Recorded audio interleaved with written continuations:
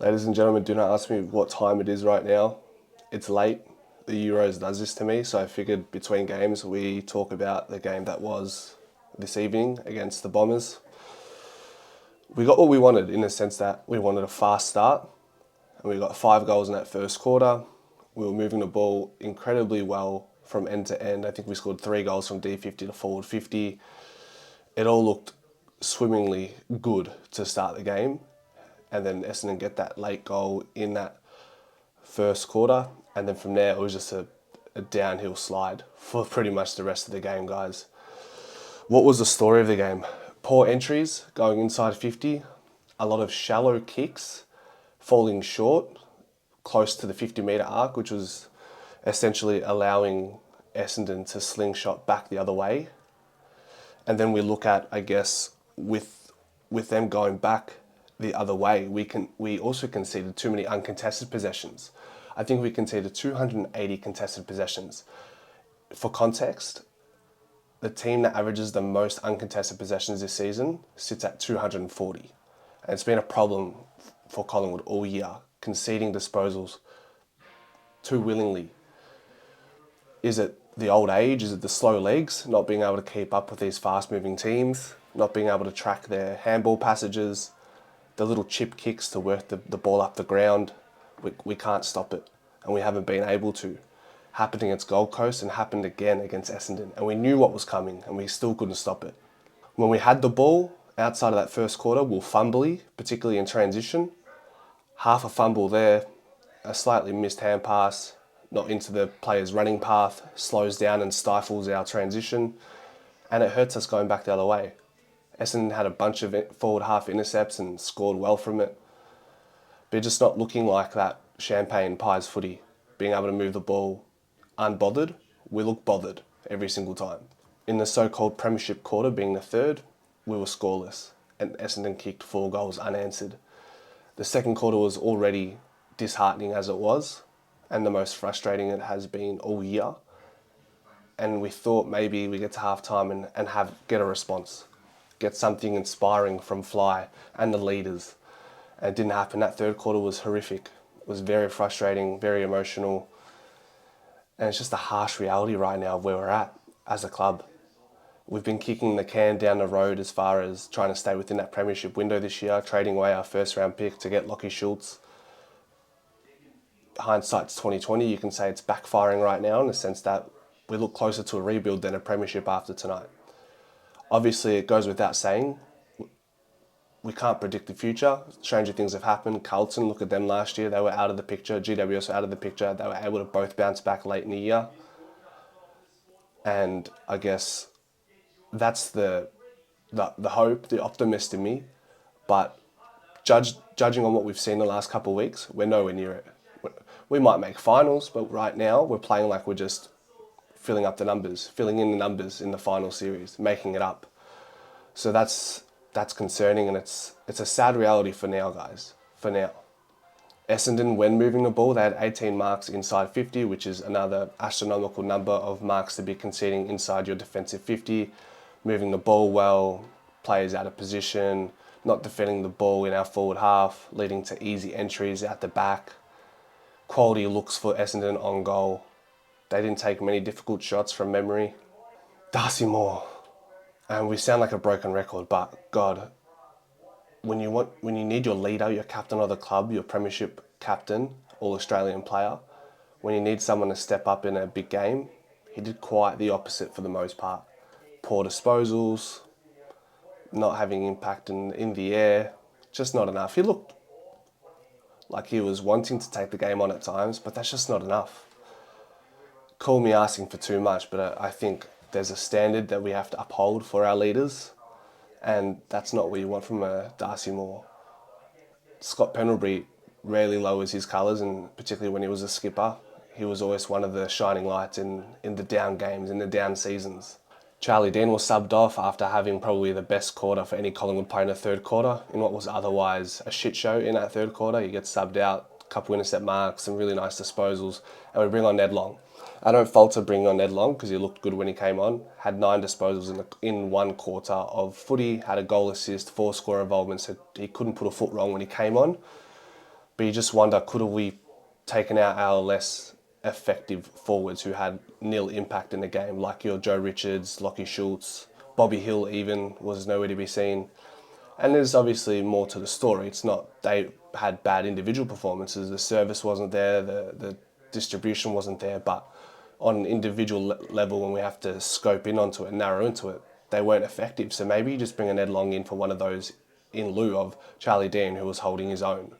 And it seems like tall forwards continue to kill us. Gold Coast killed us, Bulldogs destroyed us, and now the same thing with Essendon. We're struggling to deal with heights of the key talls in the modern era right now. Yeah, Charlie Dean, Billy Frampton, Darcy Moore just not doing it. Jeremy House swung forward, he played well, but we're robbing Peter to pay Paul because Jeremy House so important down back.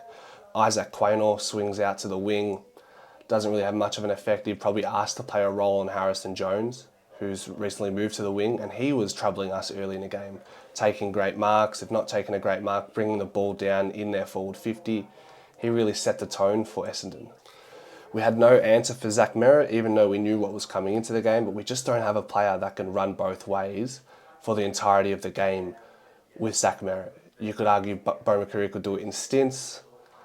Pendle's maybe at stoppages, but if Merritt gets on the move in the stoppages, forget about that. De Goey is not the guy. It was disappointing. He had 30 disposals at goal and 15 score involvements, which is incredible. Scott Pendlebury and Sidebottom, the old heads, held their own, were easily the two best players for our team on the night, but not enough followers, not enough troopers to lead into battle with them. Bobby Hill's inconsistencies in front of goal, this was probably his quietest game of the year, didn't have much impact in any facet of the game. His scoring accuracy is poor now, 40% down from 65 last year. That's a fall from grace, but that's me nitpicking. I mean, you could talk about most players outside of Pendlebury and Sidebottom and say they were pretty disappointing and lacklustre in a game we all expected our boys to come out and really have a crack. And we talk about poor ball use, we talk about everything else in between, but the very least we're expecting was our team to show effort, and that was lacking. Kicking the ball off the ground, not picking it up, it's the same stuff that we've become accustomed to recently and in bits and pieces of the season. It's not going to, for the standard we've set to become a back-to-back premiership team, it's not, the standards aren't being met. So that's the standard we hold them to. So we might sound hypercritical, but this is the standard we hold our great club to. De Goey just had the 7 kicks after hyping him up in the pre-game. His last 5 games have been outstanding, averaging 26 disposals, a goal a game, doing whatever he wanted with the ball. I think he had 19 disposals with just 7 kicks. It's just not enough from the man. Markov was better. He had 11 kicks coming off the half-back flank, 17 touches. He was promising, probably again, battled hard. Couldn't fault him. Maybe his ball use was poor at times. Hoskin Elliott battled, but his distribution again, ball use wasn't great by way of kicking. I think our kicking efficiency for the second half was down to 50%, which is it's not what you want.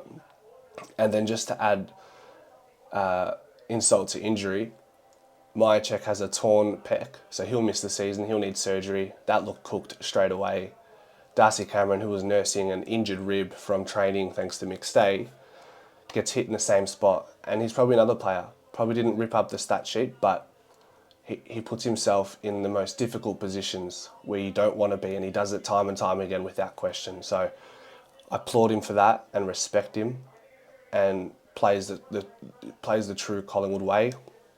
But cracked rib, it seems, off to hospital tonight, and probably won't see him maybe even feature for the rest of the season. So what does that mean for our ruck stocks? We need Mason Cox back now. Does Ilaru Smith come in and get a game, bleed some youth into the team? Reef McInnes, maybe it's time to bring Reef in. Yeah, it's a really sour feeling, and I'm so tired, but I just want to get this off my chest so I don't have to worry about it in the morning, even though it is the morning now. But ultimately, the feeling and the understanding now is our premiership belief in this team for 2024 is bleak. and we're going to need a massive turnaround if we're to show any signs of being a premiership team. Top four's probably gone. We'll probably fall out of the 8 by the end of this week. We have Geelong next week on a Friday night. They had a great win against Essendon, so that's not ideal. We conceded 2 years ago inside 50. Essendon struggled to score inside 50s from their inside 50 entries in the last 5 games. Despite having the most in the league in the last 5 matches, they were quite poor. They were scoring 1 in 5. They were scoring a goal 1 every 5 entries before this game, which is bottom 4. We typically score 1 in 4, which is top 4, but at the end of the day, volume beats the quality at times. And in these games, that was quite present. So Geelong next week and then Hawthorn, 2 form sides, and then we have the most difficult fixture out of the league to close out the season. Your Carltons, your Sydneys, your Brisbanes, your Melbournes. It's tough. But guys, again, pessimism is not my forte. I don't love it, but you got to be real sometimes. That's where we're at. I'll always ride with this team from end to end. I'll never question that. I never question my commitment to the team and my devotion and my love for the team. I love the boys, but it's time to be real, guys. We're not there right now. And if it wasn't for Nick Dacos this season, we'd be a bottom 6, bottom 4 side. That man, what he's able to do, for a single player to have an impact in a game that comprises of 22 players each team is incredible. You look at the NBA, 5 players on the team, you can have a superstar who can carry you to the playoffs. Nick Dacos almost does that in a game where there's 40 other players on the field at the same time. That's how profound his impact is. What can we salvage going towards the end of the season? Keep our head high, bounce back. I'm interested to see how Fly approaches the next 7 days. I'm not looking forward to the media carnage that we're going to have to endure, but it's all part of the game, being a big 4 in the Victorian state when it comes to AFL. That's what we all signed up for. Stay optimistic to an extent, guys, but be real so that you're not left disappointed. Understand crazy things can happen from here to the end of the season, but right now we're not there. And these reviews suck. But what I saw in the post-game show is people care for the best, for the betterment of the club. And that's why I love all of you. I love all the supporters. And look, these guys, they don't come into the game wanting to lose, but something's missing. What that is, I don't fucking know. We tried another late comeback in this game. And I didn't even want to get my hopes up, because even if we won late in that game, it would have been a weird feeling, because we've left it too late once again. We had 1 good quarter and then an okay 10 minutes to finish the game. All right, guys.